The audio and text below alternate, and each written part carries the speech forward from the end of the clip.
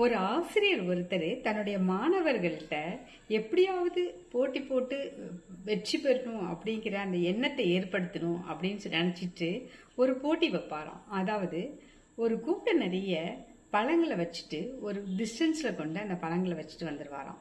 ஒரு குறிப்பிட்ட இடத்துல இருந்து ஓடி போய் யார் இந்த பழங்களை ஃபஸ்ட்டு எடுக்கிறாங்களோ அவங்களுக்கு தான் அந்த பழங்கள். ஆனால் அந்த ஜெயிச்சவங்க அந்த பழங்களை யாருக்கும் கொடுக்கக்கூடாது, அது அவங்களுக்கு மட்டும்தான் சொந்தம் அப்படின்னு சொல்லிடுவாராம்.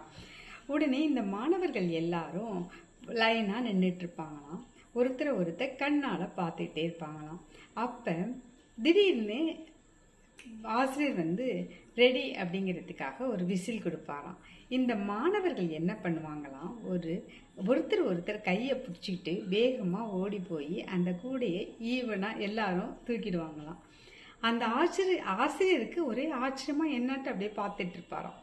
கூப்பிட்டு கேட்பாரா, என்ன நான் உங்களை யார் வெற்றி பெற்றா அவங்க தான் சொன்னேன், நீ என்ன எல்லாரும் கையை கோத்துக்கிட்டு எல்லாம் ஒன்றா போய் தூக்குறீங்க அப்படின்னு கேட்பாராம். அந்த மாணவர்கள்லாம் சொல்லுவாங்க, சார் நீங்கள் தானே சொல்லியிருக்கீங்க ஒருத்தரை பார்க்க வச்சுட்டு மற்றவங்க சாப்பிடக்கூடாது, எல்லாருக்கும் ஷேர் பண்ணி தான் சாப்பிடணும் அப்படிங்கிறத சொல்லி கொடுத்ததே நீங்கள் தானே. நாங்கள் யாராவது ஒருத்தர் போய் ஓடி போய் அதை எடுத்தோம்னா அது மற்றவங்களுக்கெல்லாம் ஏமாற்றம் ஆகிடும்ல, அதனால தான் உங்களுடைய வாக்கை நாங்கள் தேவ வாக்காக எடுத்துக்கிட்டு நாங்கள் எல்லாரும் சேர்ந்து போய் அதை எடுத்துட்டோம், எல்லாரும் இப்போ ஷேர் பண்ணி சாப்பிட்ருவோம் அப்படின்னு சொன்னாங்களாம். அந்த ஆசிரியர் வாயடிச்சு போயிட்டாராம். அதாவது மாணவர்கள் ஆசிரியருக்கே பாடம் நடத்துகிற மாதிரி இந்த ஒரு நிகழ்வு நல்லா இருக்குல்ல. இந்த கதை எனக்கு பிடிச்சிருந்துச்சுங்க, உங்களுக்கும் பிடிச்சிருக்குன்னு நினைக்கிறேன். நன்றி.